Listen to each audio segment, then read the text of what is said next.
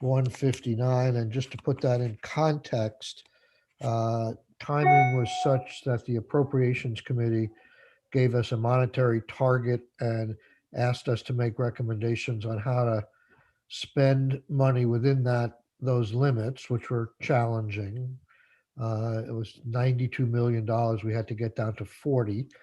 Um, but we said we needed more time to deal with the language in 159, and we're going to take that time a little bit today, a lot tomorrow, maybe some Thursday, because a lot of these appropriations need some words to round them out. And the way they exist right now in what Senate appropriation passed is for the most part one sentence. So, for instance, on the two big ones, recovery grants and capital expenditures, it just says, here's money to ACCD to do recovery grants. And so we need to revisit at least a little bit of what we had in 315, and certainly I've gotten a lot of help from the agency on the capital grants in terms of some guardrails on that, but we're hopefully going to get into some more depth. And there's also about 8 or 10 things within 159 that we could accept what the House has done in terms of their language, or we might want to make some changes. So the first thing is a fairly narrow issue. The committee will recall that we had some last minute discussions on how to give out the money for technical grants through the SBIR program, and the House had appropriated 800 or $1 million to UVM to run the show. And we will recall from last year, it's the same proposal that the administration came with, to us, where they were running the show, maybe in contact with UVM and collaboratively. Uh, so right now, that's a little bit up in the air. In what the budget that was passed by Senate Appropriations, they have the $800,000 going to the agency, with some of that money being done in conjunction with UVM. But Jane has assured me that they are very open, as long as we don't change the dollars, to us deciding how that money will be processed.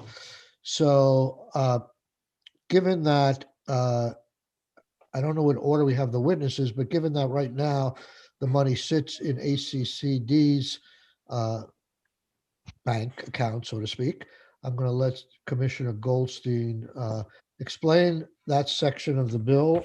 I think it's Section 2, Technology-Based Economic Development Program Appropriation, and why she feels that the money should flow through ACCD as opposed to what the House did. Is that fair enough? Thanks, Chairman. Sounds good. Thanks, Chairman Sorokin and members of the committee. Pleasure to be here.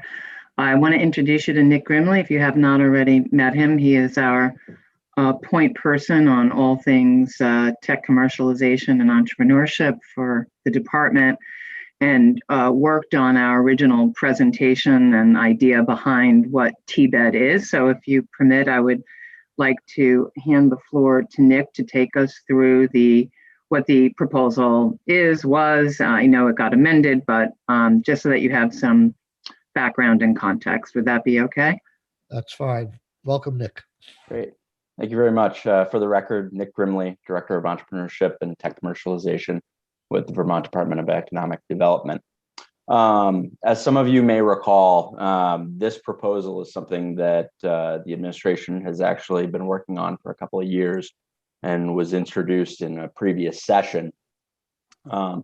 Technology-based economic development is really looking to address the issues that are faced by early stage technical startups. The federal government has addressed these issues starting back in the mid 1980s by establishing a program called the Small Business Innovation Research Grant Program. And if you're unfamiliar with that, the federal government grants out around $3 billion a year through 11 different federal agencies directly to small businesses to do research innovation-based research and eventually commercialize that research into a product or service. And what we want to do through this program is to leverage that federal program. So we've got $3 billion that are up for grabs for businesses around the country. And Vermont businesses have taken part in this program over the years. Typically, there are around, on average, about 13 businesses that receive a grant through this program each year. We think that the state of Vermont can do better. And we'd like to help give first-time applicants a leg up in this. So the way that we've developed this program is in a number of different parts. The first part would be through helping these first-time applicants get technical assistance. I'm sure you know most applications with the federal government are difficult, and especially for a business applying for the first time, they might not understand how the process works or how to do it in the most efficient way.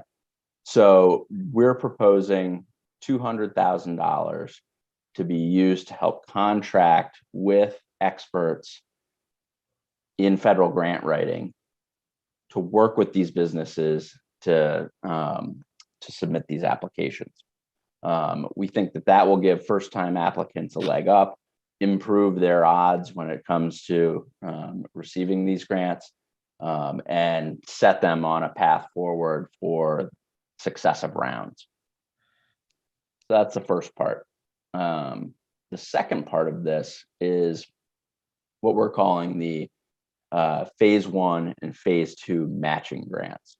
So if a Vermont small business receives a phase 1 SBIR grant, and those grants typically run, the average grant is about $150,000.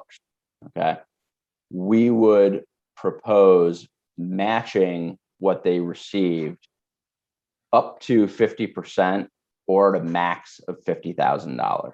Okay, there are certain things that the federal money can be used for and certain things that it can't. Some of the things that the money can't be used for are marketing research, business development, things that are useful and helpful in progressing the technology along, but the federal government doesn't want to pay for. So we'd like to help, cover some of those costs and set the business up for success in the next round. Can I interrupt for a second? Sure. Couple of things.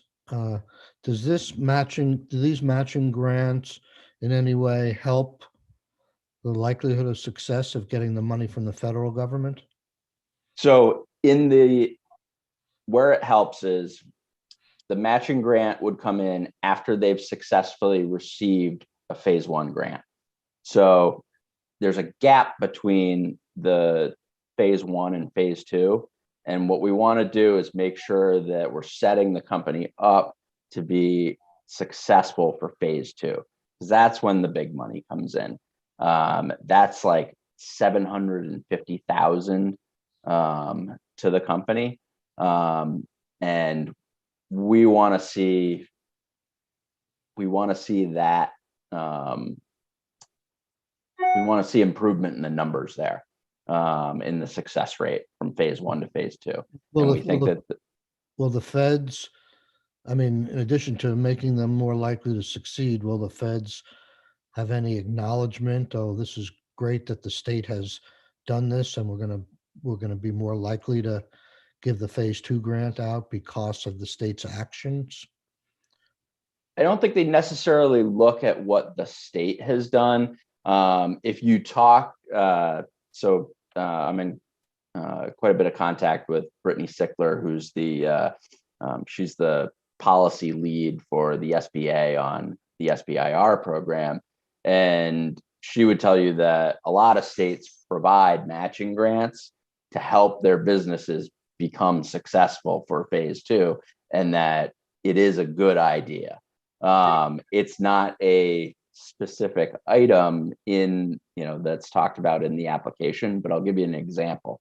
So when we did the Think Vermont Innovation Grants a couple of years ago, one of the things that we allowed for was a matching grant for a phase 1 application. And we gave a matching grant to Benchmark Space Systems. They were able to use that money to acquire a piece of testing equipment that actually allowed them to do some tests that they needed to do in order to successfully apply for their phase 2 application with a NASA grant that they were going after. And that grant allowed them to acquire that piece of equipment, do the testing, and successfully receive that phase 2 grant. So those are the types of things that we're looking to do to set them up for success. Mr. Chair, may I ask a follow-up? Yes, please. Nick, thanks. Of the 13 on average, of the 13 businesses in Vermont that get these phase 1 grants, how many actually get phase 2? The odds of success go up if you successfully complete a phase 1 to getting a phase 2, but the real key is actually getting the phase 1, and that's where we're not very successful. So, we want to make sure that we're kind of hitting all of these different aspects along the way. It's sort of a continuum, if you will, and there are certain gaps, and we want to make sure that we're filling these gaps. So this is a question for probably more for the commissioner, but this smells an awful lot like a base funding program. Have you thought of it in that way? And is there a way to potentially spread these ARPA funds out over a couple of years so we have the flexibility of continuing to do this for a couple of years? The way I read this, it's one-time money, but it really seems like it's something that could or should go on for a long time. How do you distinguish this as somehow in a one-time bucket? Yeah, I think part of it was we wanted to at least get this program up and running and see what the results were like. I think that I'm not sure actually this could be ARPA funded. I know we all don't know the answer to that, right? Yeah, it's interesting because, well, we'll get into this tomorrow probably, but we had suggested that the seed capital money be funded with ARPA, and I think appropriation asked Joint Fiscal Office whether it could, and Joint Fiscal said no. This looks a little bit like seed capital, or at least has the same kind of indicia. Yeah, I think the difference is that we would be doing grants, right? So it's not equity. Okay.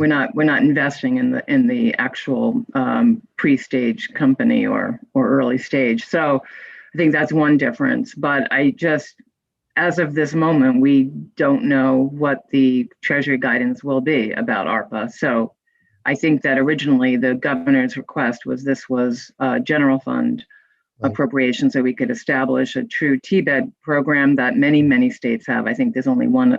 We're one of 3 states that does not have what they call a TBED program, which is to really benefit, optimize, and get some more innovation technologies turned into job-creating entities.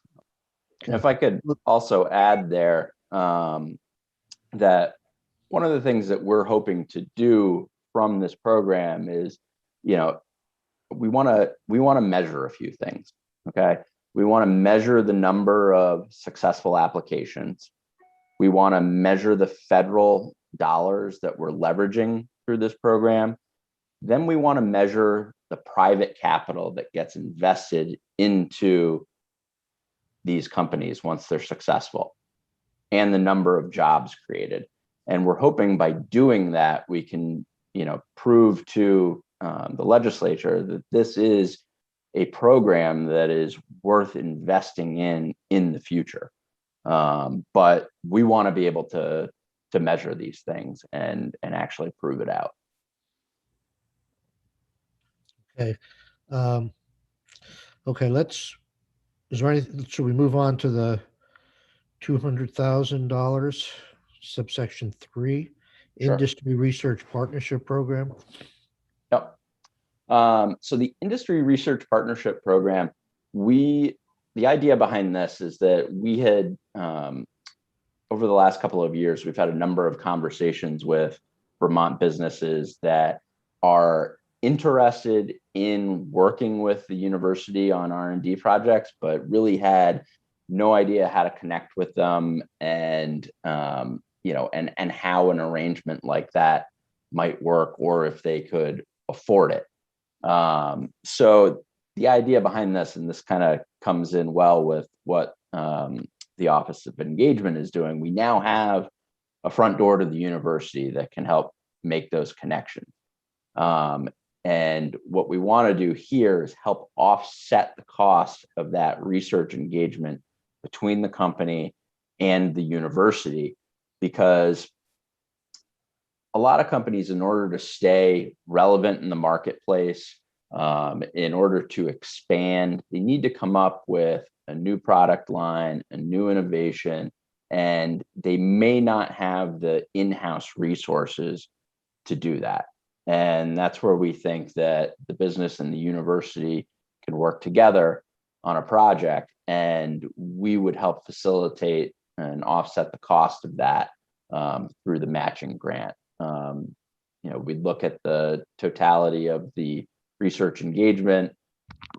The business would be, providing 50% of the funding, and the grant would provide the other 50% of the funding. How does this differ from the technical assistance 200 in subsection 1? Sure. So the technical assistance is for grant writing.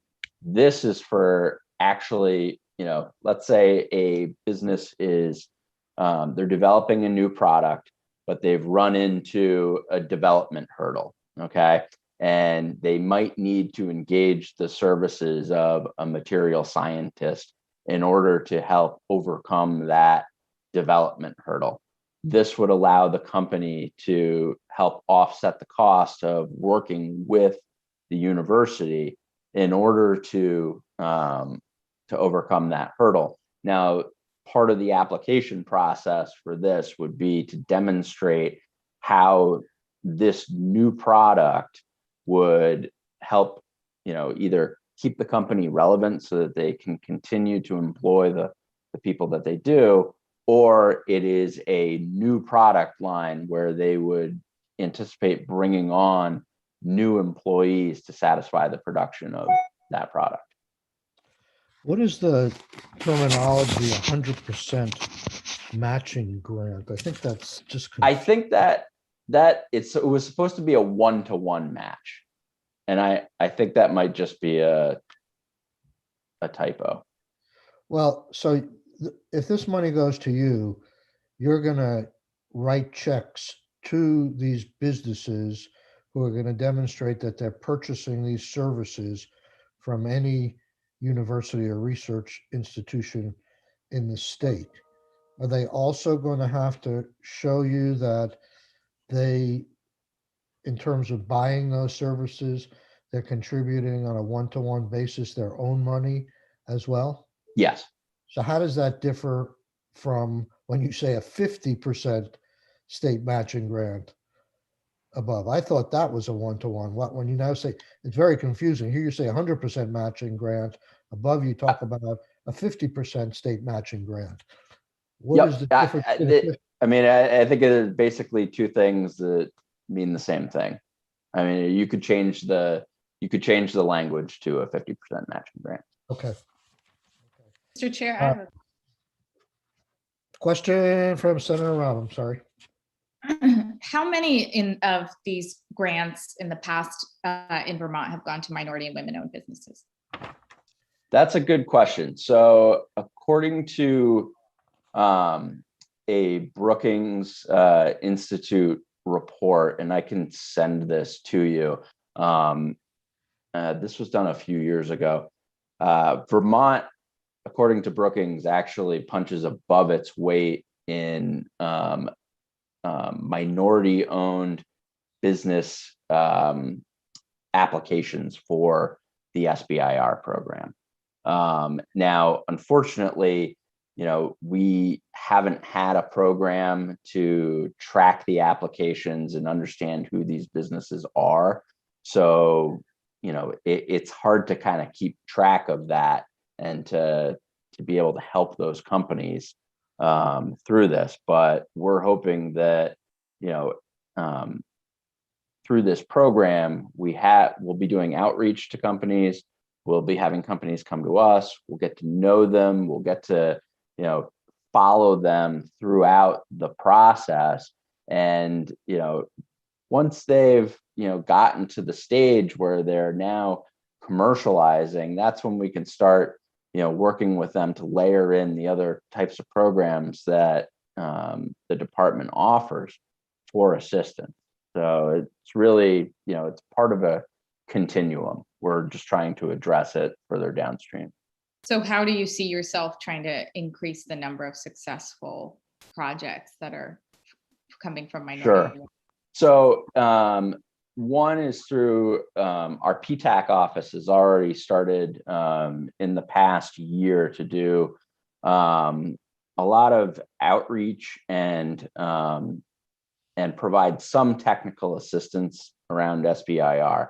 So PTAC, they received some funding to host a number of virtual SBIR events throughout the past year. So we had businesses that are, we really need to expose them first to the opportunities and then help provide them with some technical assistance in writing the grants. And so we've been working with them to do some outreach. We have, for instance, we were approached by the representatives from the Department of the Navy earlier this year.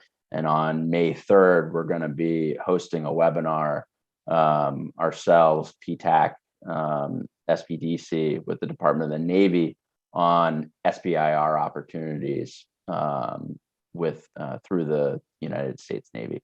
The idea is to reach out to the more rural parts of the state. We don't want to keep this, this isn't supposed to be Chittenden County focused.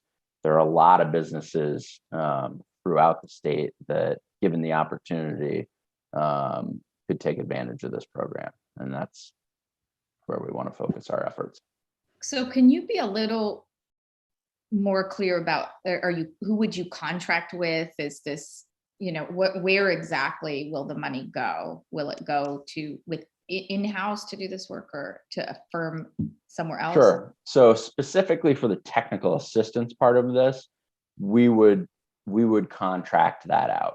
And there are a number of companies throughout the United States that specialize in this work.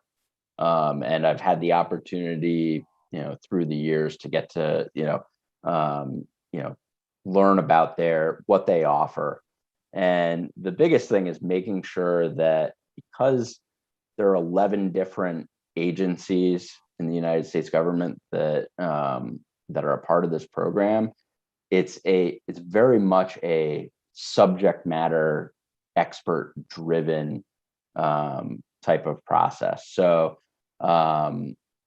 if you're applying for a grant through the Department of Energy, someone who specializes and has had years and years of experience writing grants for the Department of Energy, that's where we'd want to bring in somebody with that expertise, which is going to be different than someone that has expertise writing grants for the National Science Foundation.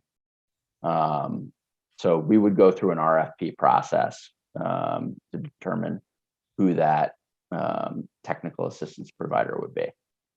So you're saying that it could be a lot of different firms that provide technical assistance for different applications at a certain? No, what I'm saying is that these firms typically employ multiple subject matter experts. Okay. So it would be one firm that has a wide breadth of subject matter experts. So do you have examples of some of these firms and the increase in success rate that they've helped firms through? I mean, can I could get that for you. okay, that would be Yeah. really helpful. Sure. Okay. Thank you.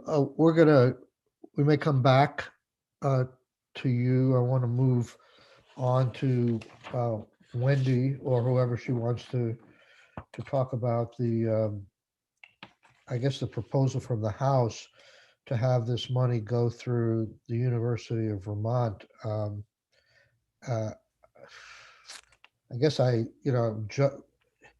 strikes me, at least on this subsection 3, where you're supposed to, whoever gets this money is supposed to purchase services and technical assistance from university and research institutions, including research and development assistance, yada, yada, yada. It seems like there may be some conflict of interest there to let the University of Vermont have control of these funds, because why wouldn't they show preference to their own in-house university, even though it says to buy all this stuff from universities and research assistants? I don't know. Well, before I prejudge this, Wendy, do you or any of your, let me just put it this way, have any problems with this money passing through the agency? So I'm going to turn it over to our Vice President for Research, Kirk Dombrowski, who's here with us. Thank you, Kirk. Welcome. Yeah. So first, I mean, I want to say I'm a huge fan of Commissioner Goldstein and Nick, and we've talked quite a bit about the opportunities to partner in the TBED area. I mean, I think tech-driven university-state collaborations have done amazing things throughout the United States at transforming whole economies. And so I think, we look forward to partnering with them in this way, in other ways, and so that part of it, I think, is just, we want to be clear about right from the beginning. The flip side is on this bill is just a question of whether or not we're already very well situated to do the kind of work that Nick is proposing. And I think that was where the question came down from the House and from other sides. We do the 12 to 13 SBIRs that come out of Vermont each year are UVM driven SBIRs. That's what we do. When we get a technology, we reach out to partners outside of the university for joint commercialization potential. The biggest partner we have is Celdera, which is run through the NIH-driven competition. I think that makes up 3 or 4 of the SBIRs that we're talking about, and the STTR, which is a related program. So I think these are all benchmark, and some of the things that were cited, these are all UVM technologies that were spun off that we have guided through. We have 8 full-time grant writers at the university. We do the kind of things that would be contracted out. And so I think that's the question is, go out to outside firms across the country, or go with a highly competent in-state institution that does this already. I think that's a big part of it. On the equipment side, Senator Sorokin, I think the question about conflict of interest and so on, we have all the scanning electron microscopes in the state. We work already with partners around, so the materials question was the question, right? So we have the large scanning electron microscopes in the state. We run a commercial microscopy center through an income expense arrangement where we charge basically at cost plus facilities. And we do on order of somewhere around $2.5 to $5 million of contracting with corporations every year in this way to help Vermont businesses get access to this stuff. We can defray some of the costs through a grant program. It's a simple, straightforward thing. So Lockheed Martin does a lot of contracting with us in the materials area with our scanning electron microscopes. And so, but if we want some of the fledgling aerospace industry in Vermont to have this same access, we can help defray the costs of getting them access to equipment that they can't get anywhere else in Vermont and would have to go outside for. So that's the kind of logic of running it through the university. When we do these things, and the sort of conflict of interest piece that you raised, they're run through what are called income expense units at the university, not through sponsored research agreements. An income expense unit is something set up at the university where we operate at cost so as not to in areas that are strictly limited so as not to interfere with private development of these things, but to make them available at our costs for folks on the outside. So a really good example of that is our spatial analysis lab, which I think a lot of folks may have heard of. They're very well known in military contracting. These are aerial unmanned aircraft that go all over and map forestry and so on. So that's an income expense unit in that it's hired basically the university makes no money off it. It runs it as a general research service. And I think that this is the program where we're talking about allowing businesses to make use of the capacity at the university. That's the kind of mechanism that we're talking about. And it's efficient and it's reviewed every year to make sure that it's not competing with private businesses, there's no transfer out from the income expense units back to the university base budget. It's a straight service contract. So where these things have been successful, where these T-BED style programs have been successful, it's trying to take the capacity at the university and transfer it out to the state. And so looking to outside national level contractors on SBIR when we have a lot of that capacity. We're not experts in every single area, but we have strong PhD level grant writers in engineering, multiple grant writers with PhDs in the medical field. And so this is what we're kind of already doing. And that was, I think, the logic of putting some of the funds with the university as opposed to sending it to ACCD. Mr. Chair, may I ask a question? Please. Thank you, Kirk. It's great to hear about all these things. I'm just curious, if you're already doing it, why haven't we grown the number of companies that are actually accessing these grants? So why have we grown the number of companies? Our budget for our tech transfer office is capped at about $1 million, of which 400,000 of that every year goes to patents. And we have a fixed budget from the state in this area. It's general funds. If I want to try and grow more patents, for example, I have to dip into tuition level money. And that's a dicey proposition at a university, at any university, is to put the tech transfer process on the backs of the tuition paying students. It increased costs and does those things. So our UVM Innovations budget has been capped at its level where it is for the last 7 years. And at that rate, we're putting out a regular string of businesses and SBIR. We spend about $1 million in our venture funding that's returned about $20 million in external funding. So our ROI is good, but we haven't had the capacity to grow. And I think that's some of what we're talking about today. And I just wanted to double check, is Soldara, the company you mentioned, is that actually a Vermont-based business? It's a New Hampshire-based business. It's out of Dartmouth Hanover Health. But what we do, that's what I thought. Yeah, yep. And so we have a lot of collaboration with them because they're the major seed in our region that has this capacity, right, to be an SBIR tech transfer agent. Yeah. Yeah, it would be nice if we had something like that here. Now, what allows Soldara to be that kind of entity is that they receive, so NIH has funded through the IDEA program, 5 regional tech transfer hubs, right, through the program called Driven. and they are the regional NIH-sponsored tech transfer hub. There's one there, there's one in St. Louis, they're sort of all over. And so they carry a lot of internal grant-funded capacity from NIH to do this tech transfer work, and it connects up with our CTR Center and a number of other federal programs. If we had one of those in Vermont, that would be ideal. We got the CTR, the Clinical Translational Research Center.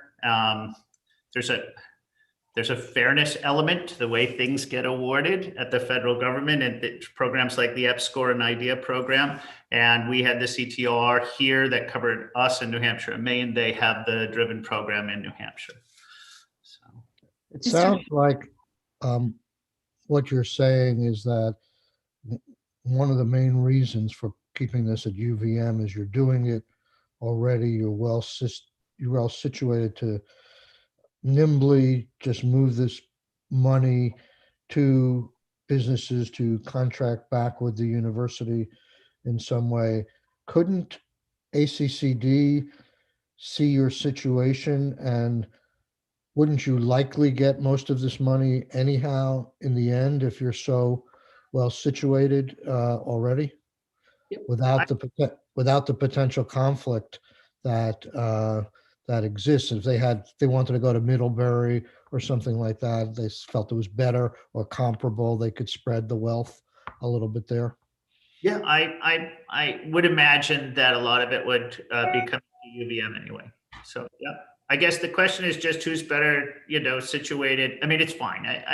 We're gonna be very excited to work with ACCD on this project, regardless of which way the money comes down and so on. So I mean, I really want to go back to what I said initially, which is that we really value this relationship and we see the closeness as really important. I can tell you I can walk you through our capacities in 100 different areas. That's a very different kind of opportunity for engagement than us having to get in touch through ACCD to get in touch with businesses. And so, right. So I just think we have to think about we just have to think about how we would like the partnership to function at a pragmatic level where we get the most for the money. If it's a question of these things, I think we have limited opportunities and limited funds to make a significant impact on this state. That means that we should be thinking about how we do it efficiently. But you're clearly excited about the money being in this bill, and you think it could translate into more SBI grants for Vermont businesses. Is that correct? Absolutely. Yep. I mean, I think we're a total supporter of pushing into the SBIR TBED area, and I think there's numerous other programs as well that we could be doing this with. SBIR is a nice federal program around some of this tech transfer. There's a whole bunch of other things that we target. And again, I think I've said it to the committee before. We're a $200 million a year R&D company, right? And I think that if we get pictured as being a large Middlebury, because that was the version of UVM that was put out for a long time, but quietly in the background, we've become a $200 million a year R&D company. And I think grasping that, harnessing that, and putting it in line with state development objectives has a ton of untapped potential. And I think that should be the big picture. We should be asking the question about how to fund things with that big picture in mind. What that means on one particular bill or another, I totally defer to the committee, but I think we haven't yet grasped that potential. Okay. So does anybody else have any questions on this I part have of the bill? Because I want to move on to the other money that's going to UVM and just get a general sense of I that. think Keisha has one and I have one. Senator Rahm. Thanks. Kirk, you heard me ask a similar question of Nick, but does UVM have metrics and benchmarks around access to patents, which can be very inequitable for people who didn't grow up in a patented family? So access to patents and access to grants, are you measuring those metrics, and are you more successful than other institutions at helping underrepresented groups access patents and grants? Yep. So we have the advantage of being at a university that has had a long-term active diversity, equity, and inclusion proponent. So we have we have high numbers of women-driven patents and so on. I can get you those numbers. I'd be more than happy to. One of the advantages that UVM has over probably the broader population is that we're very intentional about our hiring. And when we have a diversity program to hire, that translates into a more diversity success in areas like tech transfer, just by virtue of that's who's in our buildings. So I'm more Can than you happy. name the last minority-owned business that was successful in working with you on a patent or a grant? Well, I've only been here now 12 months, so my memory, I'll have to go back to the books and find that one for you, just because I wasn't here for that. I'm trying to think of this year if we have 2 business startups this year, but neither is minority owned as BIPOC affiliated lead. Can I get back to you on it? Sure.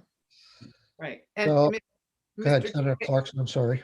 Sorry, last question, because I'm trying to think all around this. Kurt, what is your sort of overhead rate? What do you charge with companies who are using your facilities and your help? It depends. It depends on the particular facility. Those again are part of the overall contracting rate. In the work that we do with ACCD on the grant programs that we administer for ACCD, the overhead rate has been 10%.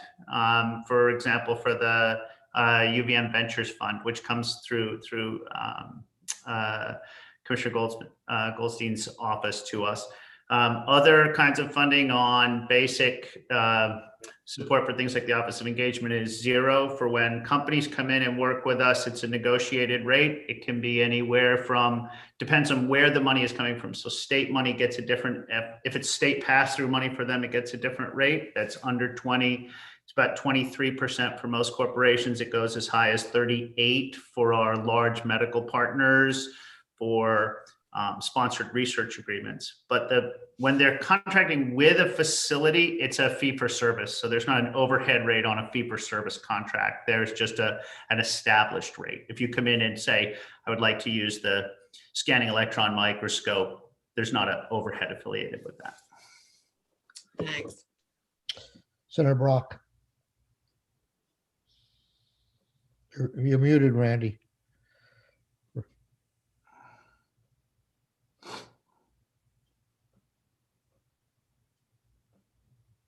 I wonder if you can tell me if you've had any relationship with the Vermont Center for Emerging Technologies. So, yes. And so we work quite a bit with VCET, right? VCET was actually on UVM campus until fairly recently when it moved into its space. We collaborate closely with them we kind of have the Joint Vermont Tech Council, which is operated out of VCET, which is our governing board for our EPSCoR program. And we fund student work with VCET. We give them, we pay for a certain number of student memberships so that our students can go in there. And then I think a good chunk of the base funding, about $137,000 a year of the EPSCoR funds go through the Vermont Tech Council directly to VCET as part of their sustaining base funding. And that's part of our larger EPSCoR program. Do you believe that their request for seed capital funding is complementary to some of the things that you do? I think VCET's been very effective, and the seed capital program, again, I haven't been here to I'm catching up on a lot of these programs because mostly my job is to run federal grants through research, but the seed capital program, when we had a discussion, David Bradbury and I had a discussion about that when he was talking about lobbying to try and get that funding restored. I know this had been a program in the past. And we went through a number of the things that have been done with it. I find a lot of folks, Benchmark, which was just mentioned here, had VCET support when in its early stages. They're a nice bridge mechanism. And I think when we talk, I'm sure Nick will talk about this much more effectively than I can, but that bridge point between the initial idea, the proof of concept, and the commercialization, there is this gap in there that is a really difficult gap for small companies to survive. And I think that VSET has played a good role in sort of bridging that gap. Thank you. So let's move on. I don't know if this question is for you, Kirk, or for Wendy, but I find some inconsistency in subsection B and D on page 3 of H159 as passed by the House. It says that you're going to get $2 million, and that number is obviously up in the air, but it says for a 2-year period to leverage the research services and data science capabilities of the university. I guess my first question is, you said you should be viewed as a $200 million R&D machine of some sort. Is this just essentially making that $202 million? No. I mean, I think the Office of Engagement is not part of our research structure. It's part of our outreach mechanism, and I think that it has several complementary functions with state agencies. So the biggest function, that the data piece that you're talking about, is work with the regional economic development agencies and councils to make sure that we have a number of subscription data level, national and regional level data sources that can provide really in-depth reports. I think Chris Cleva has talked about that a little bit before, and we can happily give some examples of that. So part of it is information for economic development that is done on a custom basis for members of the legislature, but also for economic development agencies. Part of it is an internship program that is successfully placing interns in all 14 counties.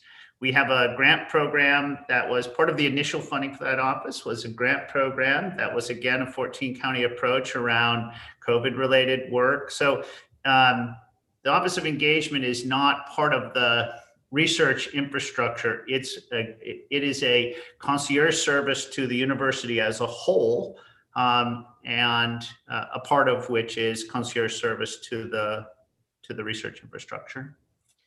So what would an example be? For instance, it says this sum of money is being given out for 2 years to leverage research services and data science capabilities of the university. I mean, I just try to get a scale of how much you do in research services and data science capabilities presently, and how much is being added on here, and what would be an example of what this money would be used for. Sure, I can give a good concrete example of one that's coming up in a meeting later today, so it's fresh on my mind. So when we have businesses that are ordinarily working with us on a particular technology or on a particular sponsored research agreement or on some of these things, we have mechanisms in place for that. Along comes a new business that's interested, that's worked with the state of Vermont and was actually referred to us through ACCD at MTX. They're a software development company. They'd like to try and move into Vermont. They'd like to try and they see the university as a key element for graduates, for potential research collaboration, and so on. So our Office of Engagement has set up a series of meetings with them, outreach, to make sure they understand what's happening on campus, to talk about how our internship program works, to talk about other corporate partnerships we've had, things like Mass Mutual that created a whole center and a pipeline program for our graduates to work with them. MTX is a prospect in that sense, and there aren't mechanisms at the university for luring in business prospects in that way. That's not part of a core function of most universities. The Office of Engagement, by its name, you can tell, is something that's really aiming to do just that, be that sort of starter, that concierge, that conversation. And when it gets to the point where it can turn into a contract for services or an installation or a gift or an internship program, then it's going to be turned over to the office at the university that handles those things formally. Does that help? A little bit. So I'm just saying, so you might take some of this money and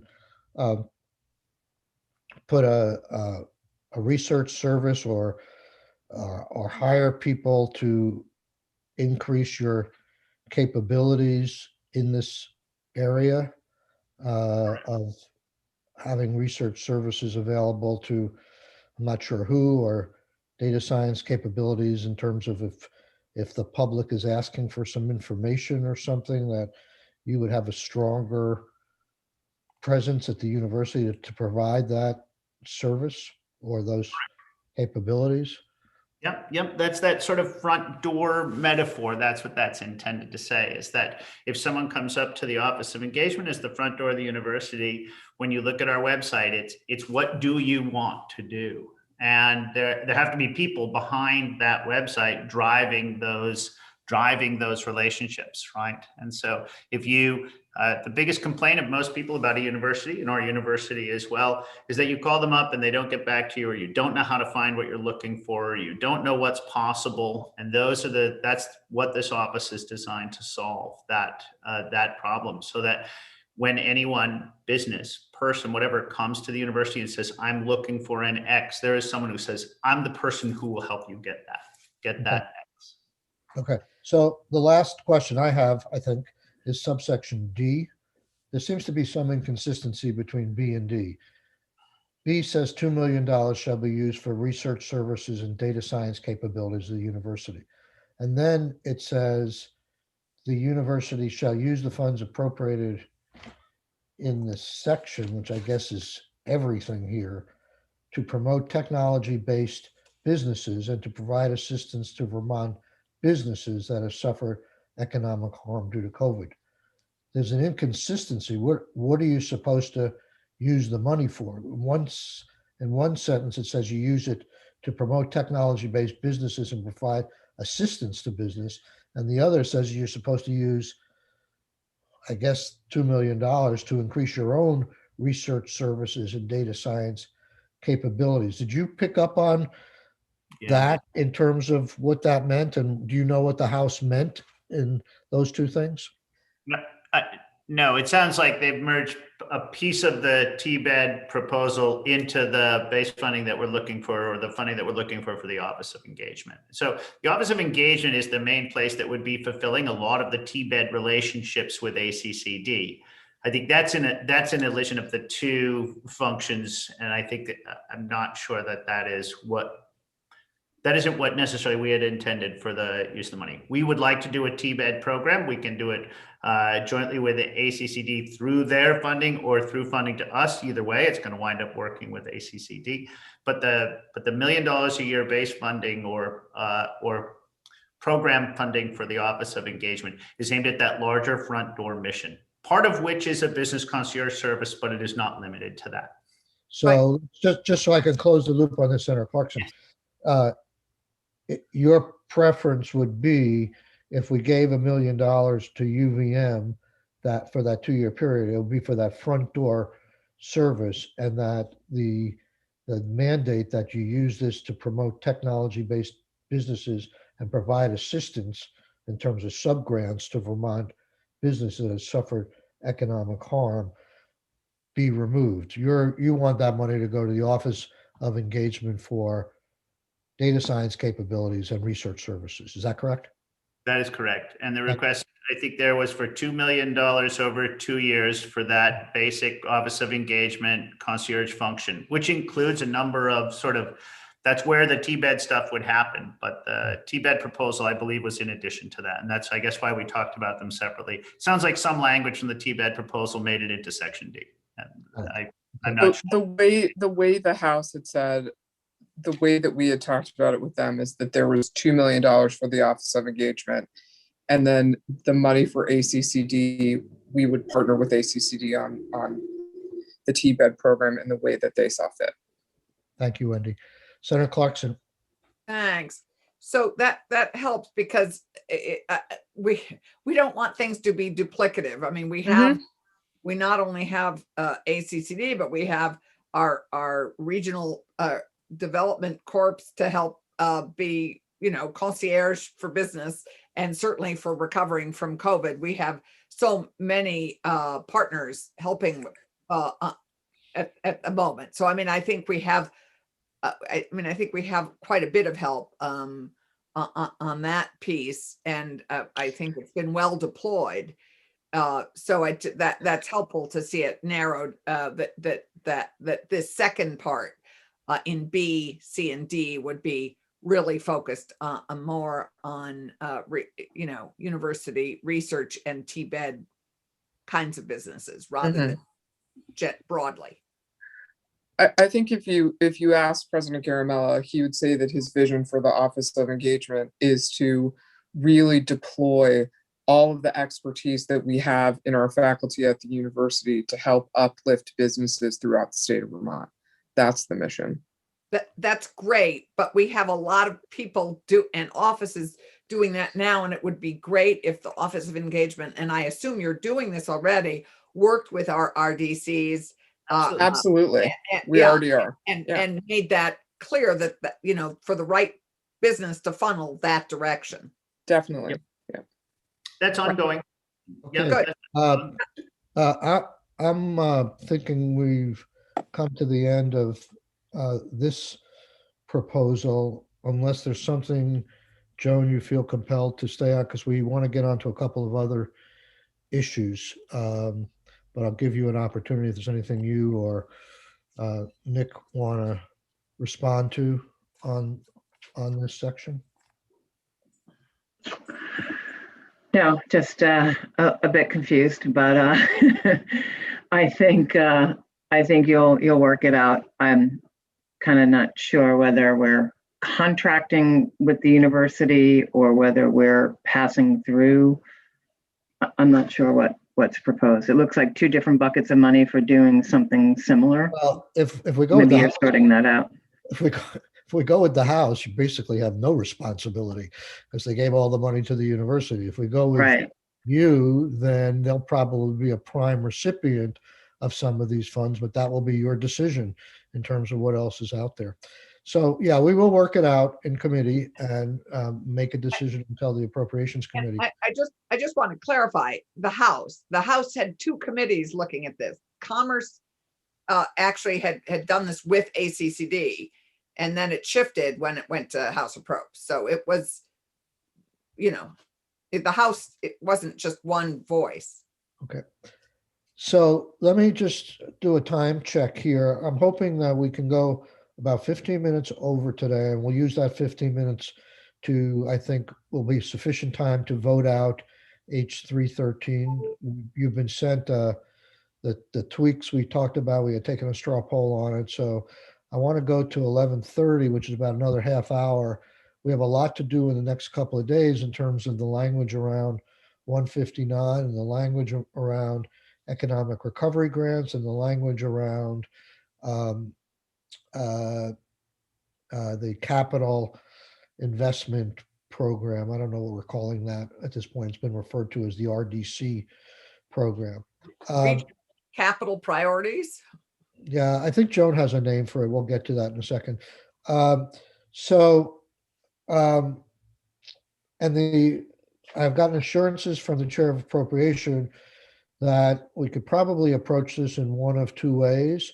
We could come up with our language on a lot of these appropriations that have been tentatively decided by the Appropriations Committee, and we could offer a floor amendment, or we could do it within the confines of 159 and say, like they did in 159 on Vermont State Colleges, they said these purposes are to affect the appropriations in the big bill.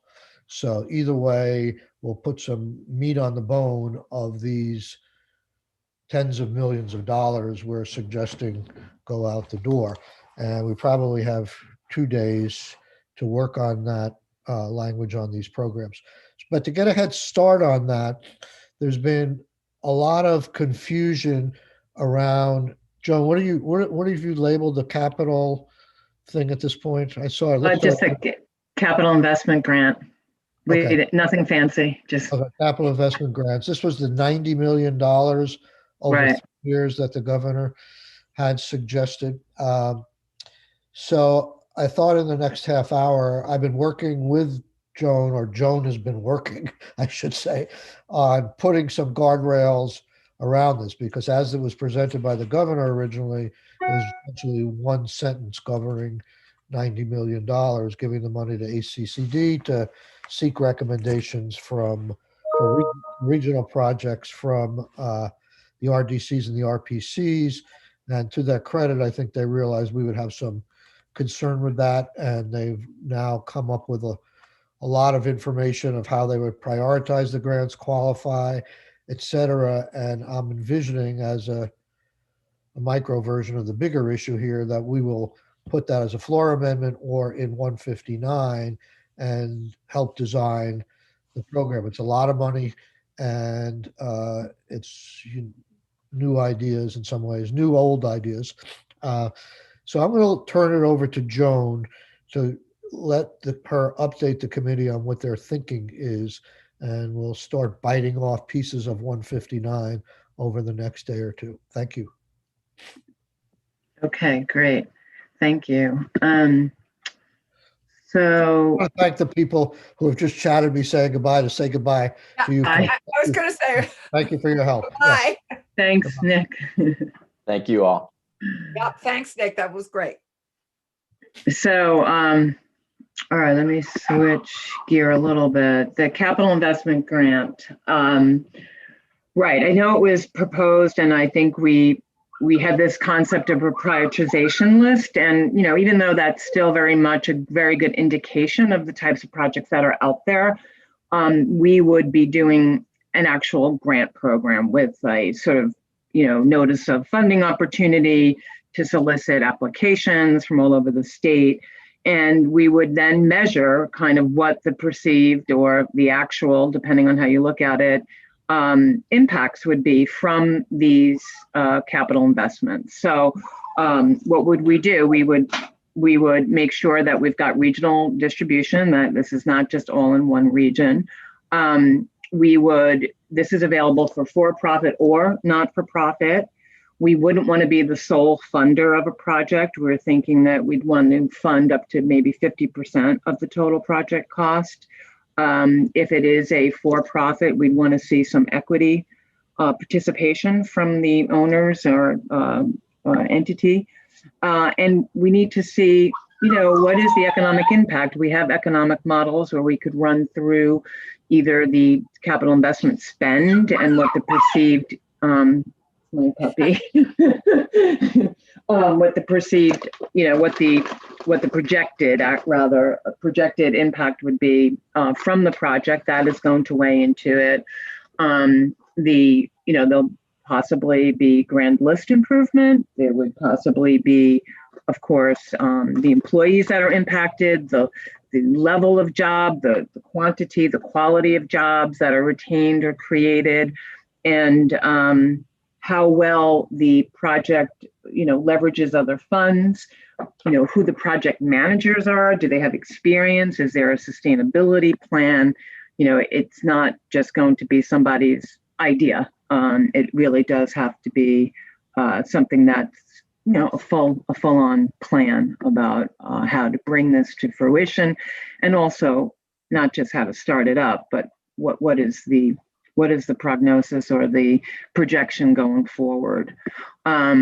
So that's to give an idea of that. And I think, do I have it right that there was 11 million put forward for the first year? Is that? That, I think, is what appropriation Okay. voted on yesterday. And then So if we do that, we'd probably do sort of an annual kind of solicitation, if you will, and then and I should mention that Northern Border Regional Commission is a grant that we currently administer through the federal government. The funds don't hit us, but the funds, we solicit the projects, we help prioritize, we weigh them, we have scoring criteria similar to what I just discussed. And then we make a recommendation on how to fund it. And that's like a multi-state thing. So this won't be as involved in that sense. But I think what we want to do is include for example, other agencies, like if this is a project that includes water, wastewater, and we know that there's funding available through ANR, we will do that coordination to make sure we're not duplicating any other source of fund or funding something that could be otherwise funded by another source. So I don't know if we want to stop there. And One of the things that I've had multiple phone conversations with Joan about this, and one of the things is, was there some other process out there for to distribute the monies where we could tweak that process or integrate that process? And Northern Borders came up, with the idea, okay, you've got something in place. I don't know a lot about it, but it theoretically is a competitive process that works. Can we use that mechanism, maybe add some decision makers that are more relevant, and maybe add some criteria in terms of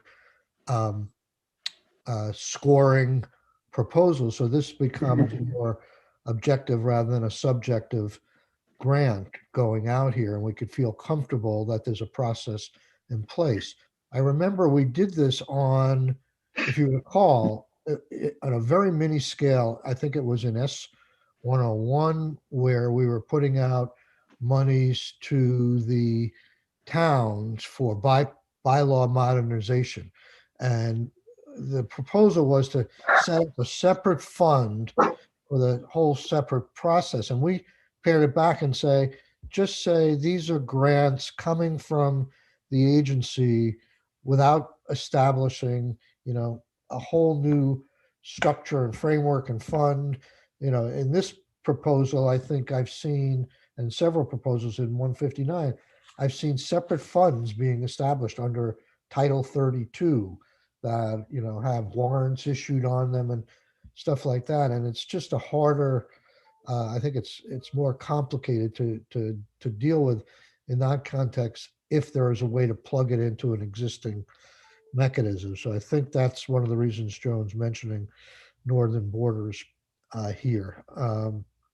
So we're starting, and I know you've got something in writing that's not ready for prime time quite yet, but we probably would like to see that maybe by tomorrow, if we could, in terms of how we could translate that into language. So let's pause there and see if people have some questions. Senator Clarkson. I'm excited actually about these because I'd also later would like to chat about housing, because I think this plays into a lot of the regionally important projects for many of us. And it's slightly different from affordable housing, and it's slightly different from just specific business. It opens up, I think, a wider door for important things that would be catalysts for change in our communities. And I'd really kind of love to see that language in this, which is that these would be projects that really are viewed as catalysts for change. So I'm excited about it, and I'm mostly excited because there's going to be additional money next year too. 11 million isn't enough at the moment for catalysts for change. So I am appreciative of this, but I also want to note that we have quite a bit that we're hoping to allocate to this for next year, as well. As I recall, Mr. Chair, it's 22 million. Is that correct? No, next year is higher. Next year, I think, is 33 million. Next year's 33, right? Thank you. I done that up, and I just, of course, one of the reasons why, as we all know, why we had to cut it back was because we were given a target figure by appropriation. But right, I guess I'm of the philosophy also in something this new, and I know there's a lot of old ideas being looked at, but I like the idea of going slow and seeing how it plays out, see if we have the right standards, we have the right guardrails before we invest larger amounts of money. So at least we would have a year of watching this work before we finalize the decision for next year. I'm unclear as how the appropriators are going to view these multi-year proposals from the governor, my guess is they'll do it 1 year at a time and put money in reserve and not fully commit unless they have to. For instance, like the Montreal representative, they may have to commit on a multi-year basis to get someone on board for a 2-year contract, because they won't get the right person if they say, we're going to cut your contract after 1 year. But something like this, where they're isolated projects, I think we can look back and see how things are going. Along those lines, Commissioner, how would you envision this in terms of a process? It's going to be a competitive process. Let's say there's more demand than the money is, but is there a fixed application period? Because I don't think we would want to necessarily see the bigger communities, or like the Chittenden County, I shouldn't say this on YouTube, but having a leg up, being able to get their applications in right away, and therefore that's the only application you have in front of you. And so I'm going to give out the first few $1 million of this because that's the only one we have pending at this point. Yeah, I think we talked about it, and we think it will be like a fixed date, like it won't be rolling. First, we thought it would be rolling, but now we're thinking more like we would solicit it. They would all have to be due by a particular date, and then it would give us time to process and go through each and every one of them, and with giving particular weights. And we will have to give I don't know what you would say, but maybe a weighting appropriate for the population of the particular county, so that we're not just saying, okay, the Burlington or Chittenden County projects have a much higher, let's say, economic impact, that therefore they're going to get all the money. So we are working through what that formula will look like. I think we want objective, but obviously there's always subjective, some judgments in there to make sure that there's geographic distribution. What might be a very small project looked at objectively, but let's say in a county, maybe Grand Isle or Essex, is extremely important, even if it has a smaller economic impact when you measure the impact to the state. So we will have to weigh out those different scoring criteria, like kind of with a location, variable. I don't know the right mathematical term, but we're working on how to make sure that there's some equity across the state. So would you envision, similar to some of the discussion on recovery grants, that where there's other monies available to factor that in? I'm thinking in this context, like wastewater treatment or something like that. My understanding is ARPA had a lot of money for wastewater treatment. So why would we use this pot of money for a proposal to do some water? Yeah, I mean, I think that we've worded it a little bit like, there may be a project that has a variety of different needs for their, funding needs. And so, for example, let's say it is for wastewater, we would need to work with A&R to ensure that we're not duplicating anything that is already getting funded. And that would be a requirement for any applicant. But as we all know, even though it feels like there's boatloads of money coming in for infrastructure or wastewater, there's always an applicant that either got closed out or, couldn't meet the requirements. I don't know, but we will coordinate. We will have what we don't have in some of these other grant applications is sort of an interagency type of review. I mean, we have it somewhat, but I think we would want to make that much more sort of prescriptive, like that we need to check in with the other sources so that we don't duplicate anything. We can't, in other words, maybe A&R can give money to a project and we can give money to a project. It can't be for the same need. So just to get us grounded a little bit, I know you said that this is not like wishful thinking or pie in the sky. There are a lot of projects that have been worked up that have suffered from lack of funding that you're already aware of. Without obviously prejudging any application, can you give us a couple of examples of things you've heard of in the state that could benefit from this money, and really just so we have an idea?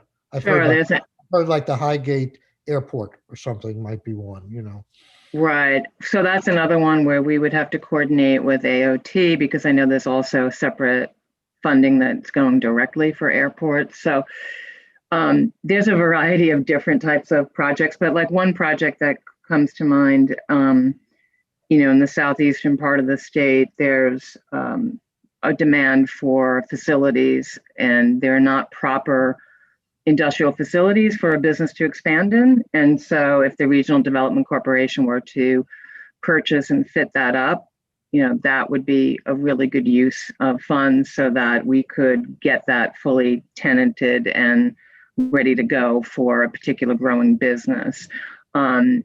Typically what happens is instead of, when a business is expanding and there isn't available facilities, it takes too long to build out a facility.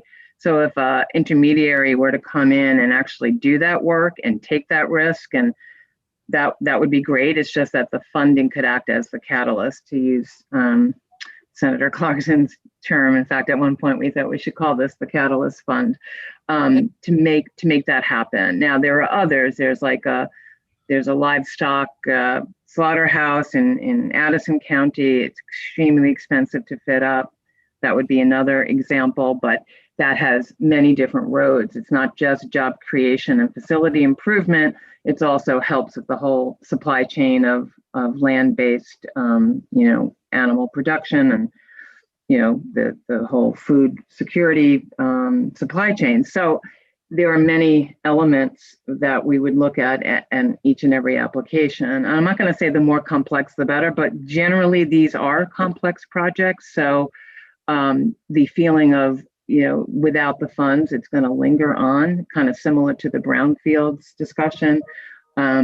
These are complex. These involve more than just a business owner. There's a whole slew of benefits that come to play. Benefits for the town in terms of the facility improvement, benefits that the business actually has a place to expand, but potential for job creation and retention, the viability of Vermont as a place for them to hold their business. So there's so many others, like there's Child Care Center in Orange County that could hold like 86 spots. There's another Child Care Center in Alburgh. So it's a variety. It's not just industrial development, it's child care, facility improvement. We really love the adaptive reuse type projects because that makes use of already built space. And they generally end up being more expensive, especially the older the building, the more expensive the renovation. What else? I have a whole list, but I mean, that gives you a flavor. That's exactly what I was looking for. Thank you. Okay. Senator Clarkson. Thank you. Yeah, and I guess I would add, if we're going to look at them as catalysts for change, that they have business impact, town impact, regional impact. I mean, I think that's why the RDCs were mentioned initially, is that I view these projects as having regional impact. So childcare centers have regional impact. The Springfield Park School Street project has regional impact. The Addison County Slaughterhouse, regional impact. I mean, we are desperate for more slaughterhouse capacity. I mean, we all know these things, but I just, that they are bigger than just themselves, I guess the lens I would view them through. That's correct. And thank you for saying that. I think at one point we described it as transformative. That's what we are after. So hey, catalyst for change, transformative, all good words in economic development. I just get confused, concerned a little bit as to, is there duplication here? I mean, and I think the guidelines will have to try and assure against that.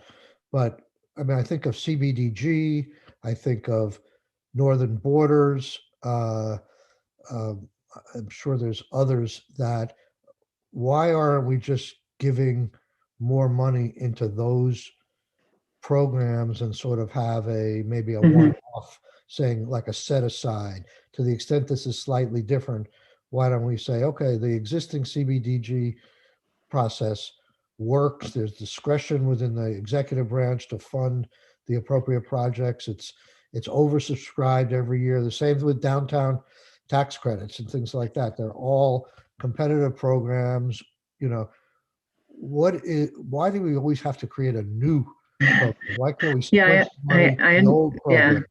I understand the concern. I just a caution on that is that both NBRC and CDBG are only available to municipalities and not-for-profits, the grant part, right? And so the idea behind here would be to make grants available to private sector, which is really not, it's not available anywhere else, right? So that is one big change. I know on Northern Border you get more points for infrastructure, but as we all know, there's a lot of other money that will be around for infrastructure, as well as the infrastructure bill from Washington. So we do want to make this for the projects that otherwise are lingering around. And to our knowledge, there's very little available to do that sort of work for these gaps. And yeah, we would. And I forgot to mention veggie as well. Right. I mean, and I look at that, and this is where these guardrails are going to be important. When I look at veggie, it's not an easy process to go through to qualify for. There's probably more. Well, I don't know if there's more demand than there's money, but and so now it sounds like we're creating another economic development tool as opposed to building on an existing one. And maybe it's a distinction without a difference. We could probably do this, put it as a sort of an appendage to veggie and say, use the veggie board to make the decisions in their process. But this is for these kinds of specific projects. There's $11 million for these kinds of specific projects. Some people might not like that. They think veggie is the best place to do it. But I'm just thinking, why every time we come up with a new idea, we start a new fund, a new program, and right. Have like. I'd love to address that. Thank you for bringing that up. So you may have recalled last session, although it feels like 10 years ago, before COVID, way back when, we had this idea of a capital investment incentive program. And it was going to be kind of an amendment to veggie, or I forgot how we presented it, but typically what happens is everyone says, including the legislature, including this committee, people will say, well, why don't you just do an appropriation? This is way too complicated. So this is an idea which is, yeah, we can do it through veggie. We could. Remember a couple of different things. One is, you've got a lot of, you have to create jobs, right? There is no capital investment only type of incentive. So the idea behind this money was, well, this is for capital investments. Some people are going to increase they're going to improve their building and their facility, but they may not hire additional people. Does the state want to participate to make that happen? So I think we do. It's just, what's the mechanism? We would have to amend veggie. We would have to go through all that. The other difficulty is veggie pays out over 9 years. It's not upfront money. And the idea behind this is, I wasn't meaning to specifically target. No, because we thought about all that. We did think, we were thinking maybe VEPSI should be the board. I think we have what we're finalizing now is sort of this marriage, a little bit of NBRC, a little bit of veggie, right? You want some modeling done so that it's an objective view of economic impact. You need that, right? And then there's the NBRC piece, which is more about scoring criteria, and not to get too muddied up in so many requirements that basically nobody ends up applying, right? So that was the balancing act. Like, yeah, we don't want to just be creating new programs each and every time. It's just that our existing structures are very limited. And this is, again, once in a lifetime opportunity to make some change and get some increased revenue base. Yeah. When I think of, separation of powers of the legislature and the executive branch, I think of a $90 million program as something that needs, in essence, certainly more than one sentence in the budget bill. Maybe more than guidelines. I think a lot of these new programs that are established gives rulemaking authority to the agency. This is again fast. This is short term, 3 years. So maybe we don't need it, but we, if there were rules being coming out, there would be a lot of time for people to digest and dissect and give input beyond just the legislature. And, this process over a couple of days. But so I think we're moving in the right direction anyhow with the papers I've seen from you in terms of, things like we have this in finance, where on broadband we have criteria that are absolute and then guidelines that are recommended priorities. And it seems there will be a combination of the both in what you're going to come up and suggest. And hopefully we can encapsulate that into legislation in the next Okay. days. Okay, so we are at pretty close to 1:30. Unless somebody has a question for Joan or Joan wants to say anything, we're going to move on to alcohol and other Can I ask devices. I'll let you move on to alcohol in a minute. Can I just talk about the Brownfields revitalization fund, the way it Yes. was? I guess it's a okay. So there's language that I think Jess sent yesterday afternoon to in our original proposal on the funding to the agency. I think this is it's also 11 million, right? $11 million on brownfields. It says pursuant to the Brownfields Revitalization Fund. We needed some language in there, notwithstanding the limit to limit each grant to $200,000. And the reason for that was very specific and intentional, that these projects are costing way more than that. And that is what's holding up some of the development and progress, is because there is that $200,000 cap with which then you have to wait the following year, So that's what we ask, if that could be inserted and amended. And I'm not sure what the technical mechanism would be. Sounds like something that's very doable and fixable, Okay. unless there was something that I'm unaware of that the Appropriations Committee specifically wanted that restriction. I think it's just almost an oversight. Senator Block. You're muted. I want to talk for a couple of seconds about some overall considerations of what we're doing with this funding. And my concern is the internal controls over the funding, as well as the audit and review to ensure that monies are being used as intended and are appropriately protected. I haven't seen anything added to any of these bills that addresses the volume increase that is going to be required because of the size of the money, the complexity of the programs, and the things that we've added. Do you, Commissioner, have any thoughts on that? Yeah, I think we have, I know that it's enterprise-wide, a admin ask on the money, and I don't know where that is right now in the Senate appropriations recommendations, but the idea behind that is to hire additional people, partly to hire additional people, limited service or what have you, to pay for that type of work. So for example, right now at the agency, we've got an effort going on for the prior recovery grants. We've got 2 people working full time on that type of work. And in that case, it's more of data validation, because the recipients were considered beneficiaries rather than grant recipients. I think in this go around, we indeed have language in there about monitoring. So post-award monitoring would have to take place. So we need that admin capability so that we could boost the manpower, woman power, in order to do those tasks. Yeah, that's an excellent question. And I think the material I've seen with Joan actually did start to address that with audit functions and stuff on this I'd money. just like to look at that, at the language Absolutely. associated with that first. The second thing that I would like to at least put on our minds is whether or not the state auditor's office ought to be enhanced, either in terms of staff funding or as a minimum additional funding to be able to hire outside resources to provide the kind of independent review that's necessary. I mean, we're dealing with I don't need to say it, an unprecedented amount of money and an unprecedented amount of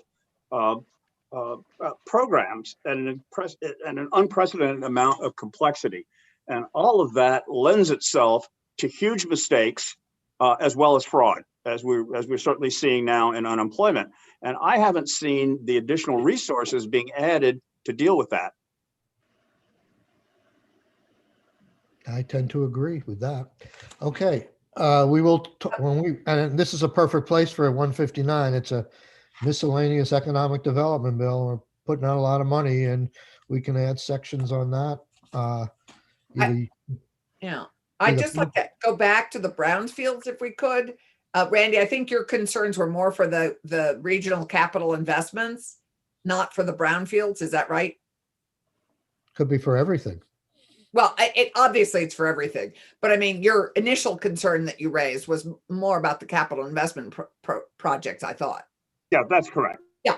So I just like to go back to the brownfields because it's I think very important for us to get rid of that cap. I think that one of the challenges with this brownfield, or what's great about the ARPA money, is we've been doing drip, drip, drip, and it hasn't helped get those projects really cleaned up. And so with 315, we really helped finance Totally.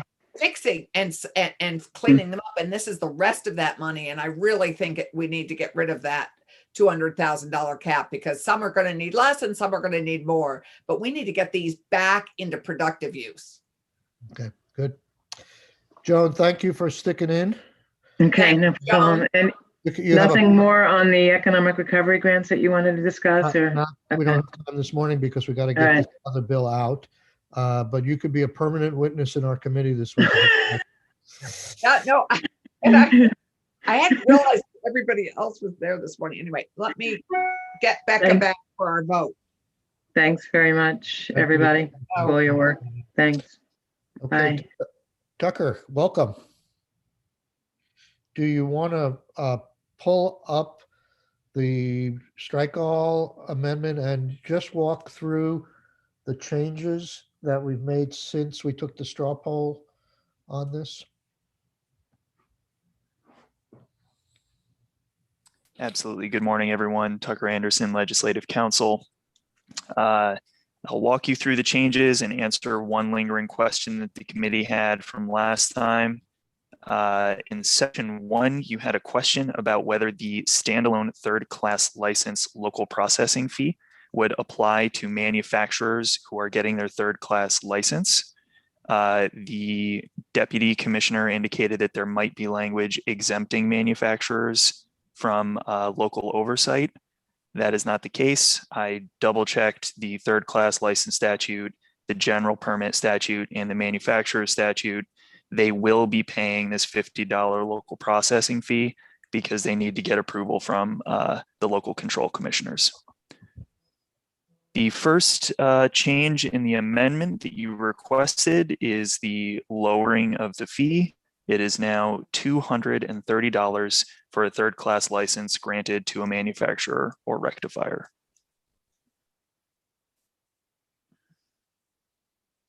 The next set of changes that you requested related to a new study and report concerning the temporary authority to sell alcoholic beverages for off-premises consumption, the to-go provisions. New language is added to require the Department of Liquor and Lottery to submit a report to your committee and the House Committee on General Housing and Military Affairs by January 15th, 2023, concerning the sale of these beverages for delivery and curbside pickup by each of the licensees. The language requires that the report shall include an analysis of, first, the economic impact on the licensees that were approved to sell alcoholic beverages pursuant to 7 VSA Section 230, and second, the impact on public safety and compliance with the state's alcoholic beverage laws.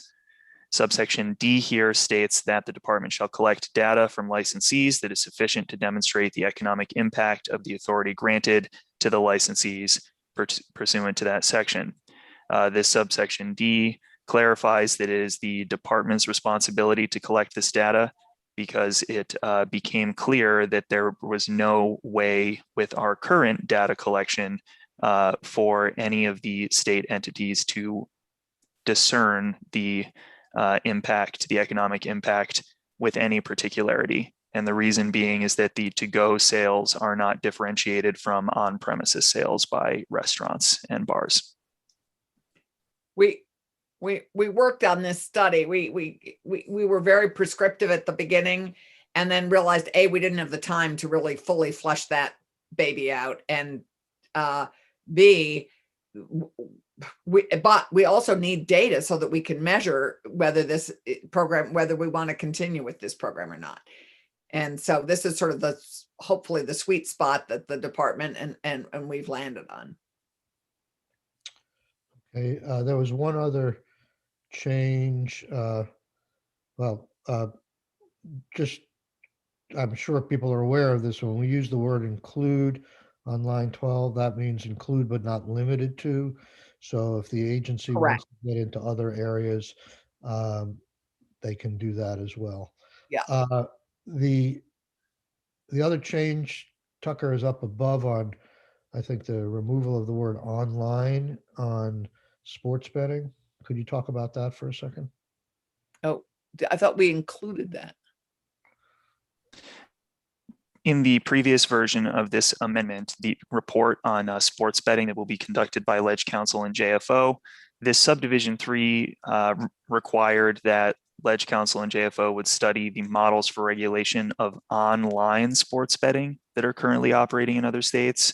By striking online, the scope of the study under this subdivision will cover any sports betting that is currently operating in other states. So that would not just be online, it would be lottery-based betting, lounge-based betting, the 3 states that operate casino-based sports betting would be included in the study.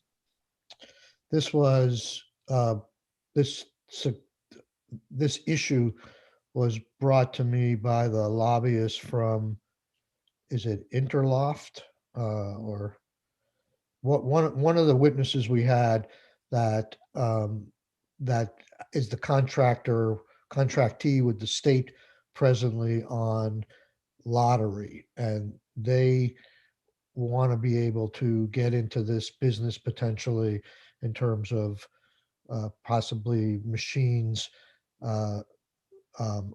at convenience stores or whatever in the lottery system, the present lottery system, as one option.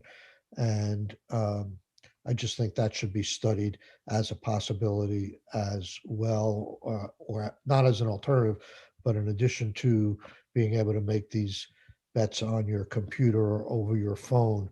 I don't know. I don't know if online sports betting would include that or not, but the easiest way was to take out the limiting word of online. And so we're doing this as a strike all, right? Yes. Yeah.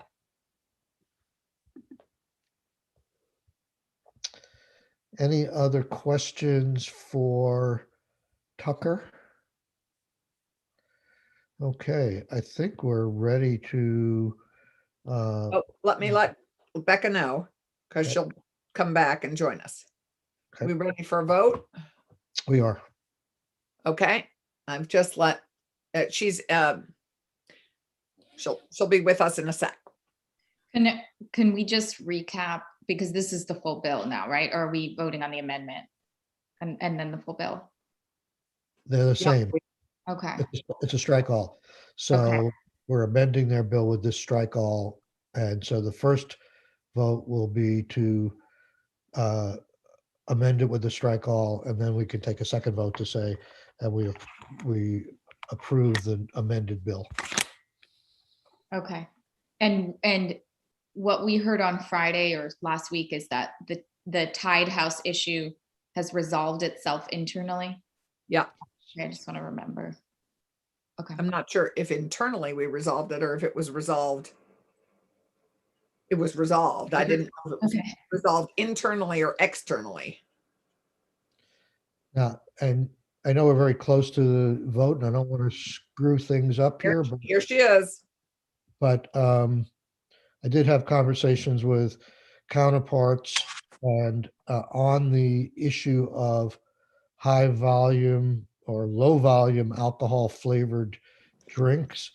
I told them we just don't have time to deal with that this year, but it doesn't mean that we're opposed to things on that. And it's in their prerogative if they want to, if they have the time over there to propose a further amendment. It's not like we would not shut it down and say absolutely not consider it. But at this point in time, we need to get this bill moving. So we're not going to go into the weeds of that issue at this point.